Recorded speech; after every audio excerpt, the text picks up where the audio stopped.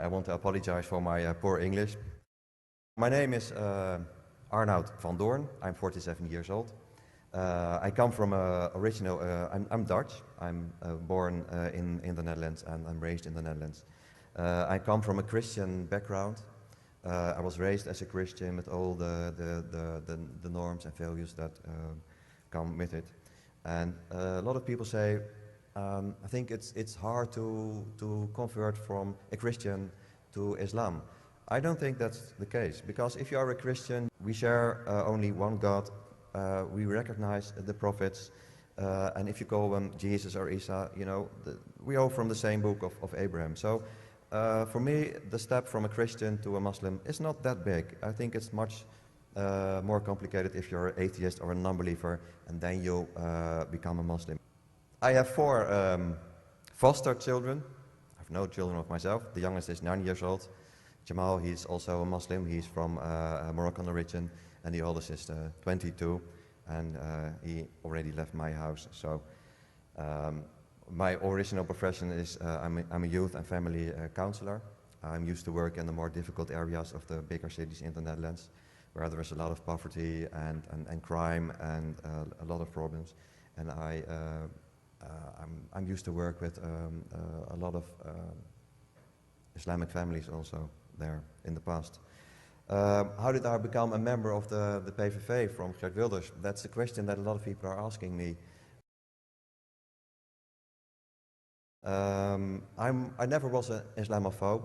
I was really critical about Islam. I had all the prejudice feelings that a lot of people in the Netherlands and the West have, like Islam is violent, it's oppressing women, they're all terrorists, and all this, you know, rather dumb ideas about Islam.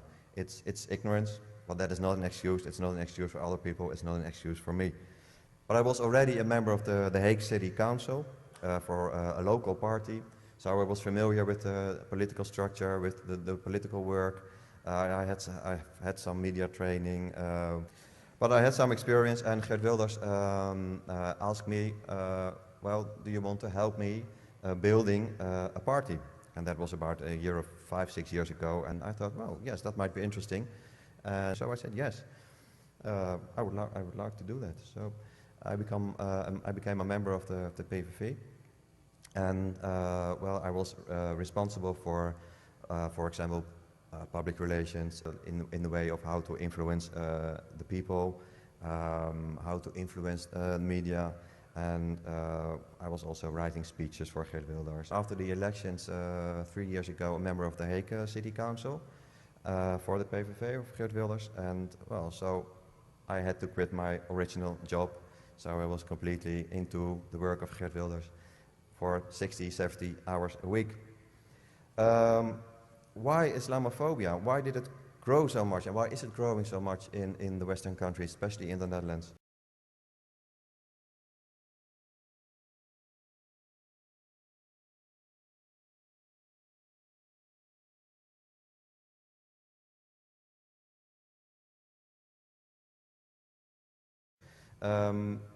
I'm not sure about it, but I think there are several reasons. We have the crisis, and people are well. We know that from the history that it's very easy to create scapegoats, and in this case, I think the Muslim community in the Netherlands is the scapegoat for the crisis, and they say everything is because of them. We have a lot of crime. It's also because of them. It's because of Islam. Islam is evil, and well. Even politicians and media are using these feelings to create, well, they want to create an enemy, and they are succeeding in it. How did I become from a very critical person, very critical about Islam, to convert to Islam? I was within the PVV for maybe 3 years, and then I was having some doubts. People are talking to me, Muslims, and they said, well, you're wrong about Islam, you're wrong about these ideas. Actually, it's a very peaceful religion, it's a very wise religion, and I thought, yeah, right, of course, you're supposed to say that, but it's not the truth. But still, something inside of me was like, this is not good, something is wrong, I want to know more about this. If it's really that evil.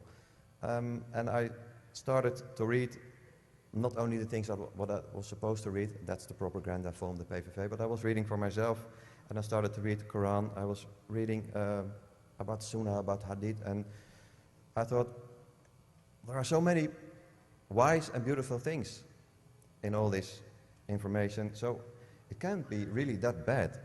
And I was getting more and more curious about Islam.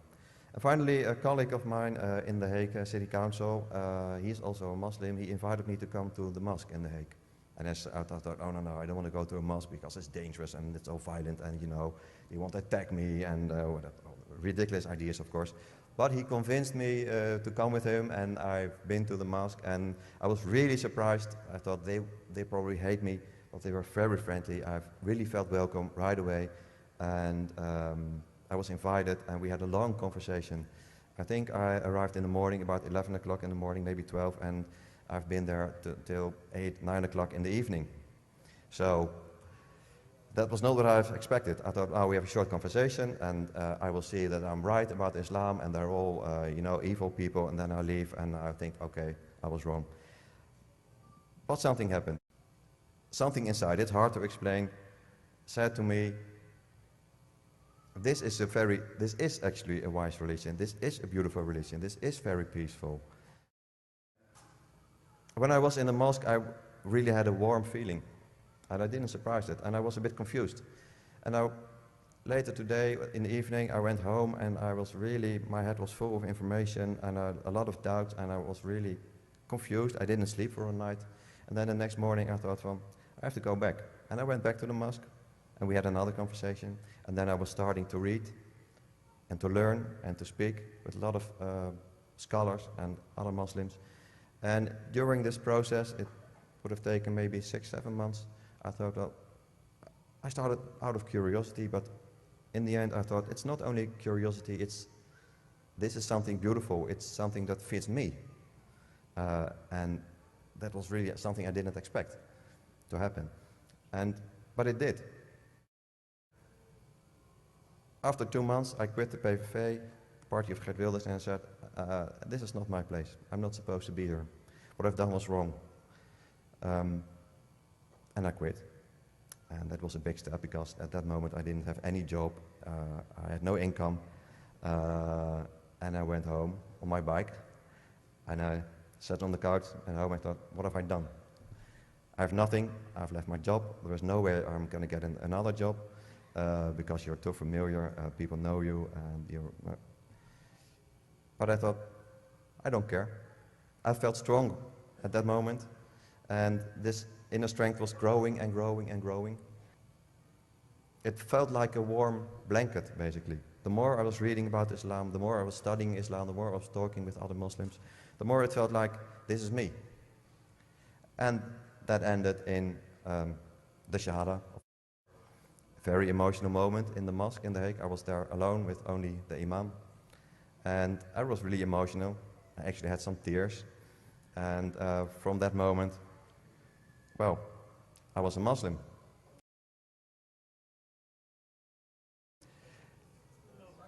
Well, thank you. And well, if it's about Islam, I have to learn a lot. I have to read a lot, and I have to study a lot, at least 10, 20 years, maybe longer. Well, if you study Islam, you have to study until you die. There's no end.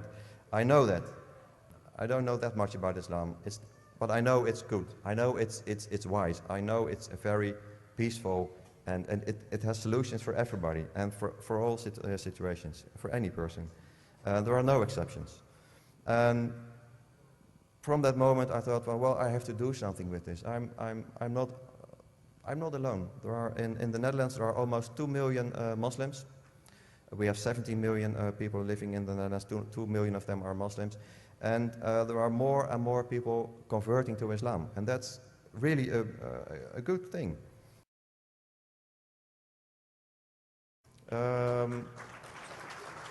So they are losing the war on Islam, I'm sure. Only this year we have 20% more people that are converting to Islam than in the entire year 2012. And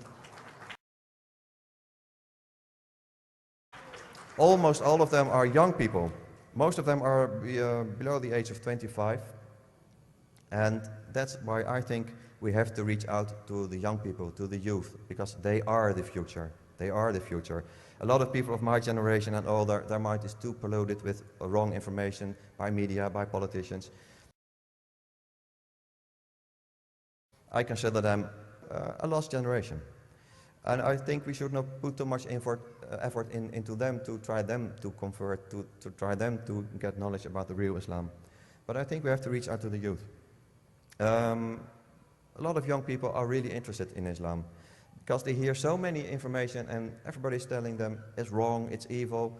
But the funny thing is, because it's an issue and tell you what is wrong and right, then you want to know it for yourself and you want to find out for yourself.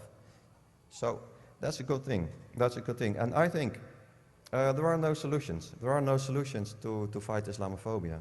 But I think if we can reach the youth, then we are gaining, we are going to a right path, I think.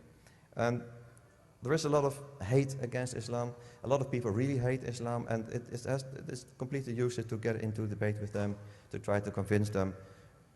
But the young generation, they are curious, and we have to be patient. We have to listen to them. We have to listen to their arguments. We have to get in dialogue. That's the most important thing that we have to do as Muslims, because dialogue is the basis of all our civilizations. And young people are, they want this dialogue, and they are interested. A lot of Muslims are angry about what's going on, about Islamophobia. But that's exactly what the politicians want. They want this picture of, angry and violent people. And that's exactly what we want. We should not do that. We should give the right example. The young people, especially young people, should know that we are normal people. We are not violent. We are not oppressing women. We're not supporting terrorism. We're not all criminals. And if we give the right example and listen to them and being patient and having this dialogue, then they will see, hey, they're all normal, wise, intelligent people, and they will be interested in Islam. And they don't all have to convert. It would be nice, of course, but at least if they know what Islam is really about, then that will fight Islamophobia. I'm sure of it. Despite all the efforts of media and a lot of politicians, they are not winning. Islam is too strong. It's too strong.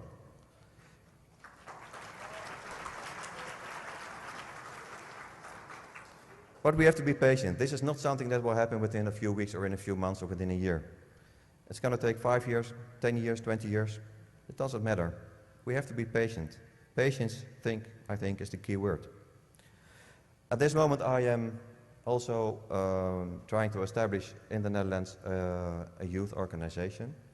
I want to organize seminars and discussions and a lot of information that is easily reachable for young people, for children, from the age the youngest groups that we have, they are about 7, 8 years old, Muslims and non-Muslims, until the age of 20, 22, 25. Most of them are within the age of 12 and 18, and so that's the age that they are really interested in new information. I have learned within the PVV of Geert Wilders, I learned all these skills, about media, how to influence people, public relations, and they really hate me for this, because now I'm using all this information on the opposite, of course. I'm not a very important person, not. It's not about me. I'm just a humble instrument in the hands of Allah. But still, I think if I can tell my story to people like you, to other people, to non-Muslims, to young people, and to other people, I hope and I think that we can bring the message about the true Islam.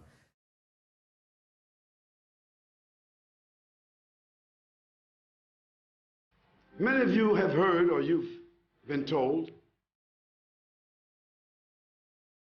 that Muslims are terrorists. Muslims are fanatics.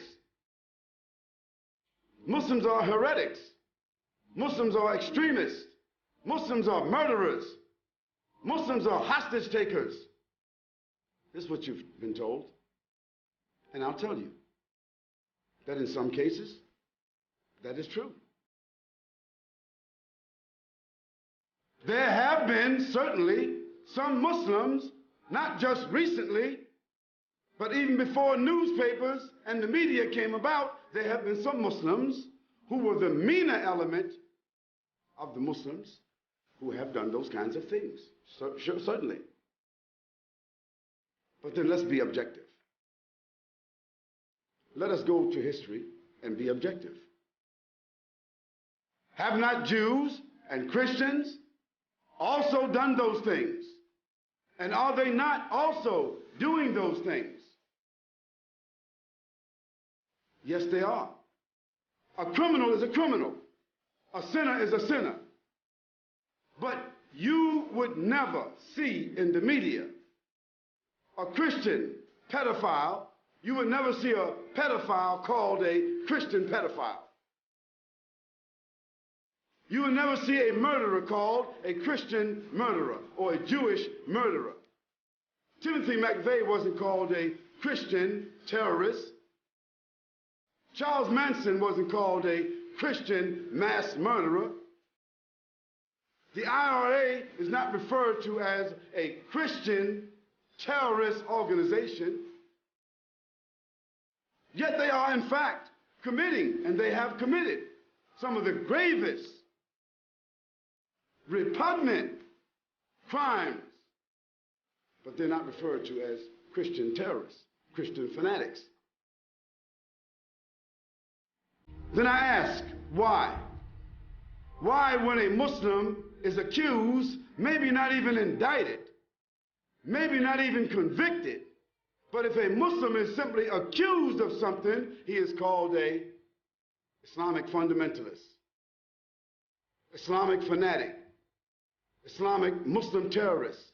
Why? Because the media is controlled by people who want to malign Muslims and Islam. And I say that's unfair. While yes, that is true, that some Muslims themselves are responsible for some of the distortions about Islam. Some of the distortions about Islam, some of the misconceptions about Islam is as a result of the misbehavior of some Muslims, and that is to be fair and objective. But I think if you examine history and you ask yourself the question, who perpetuated the international slave trade that resulted in 80 million people being traded like hogs and dogs? Over a 400-year period of time, this wasn't Muslims, but they weren't called Christian fanatics, although certainly that was Portugal, Spain, America, Great Britain, France, all Christian countries, and collaborated with the Catholic Church. When the conquistadors went into South America and ravaged that country, killed and slaughtered the people, poisoned the natural resources, they were blessed by the church. And they're still blessed by the church. And nobody called them Christian terrorists.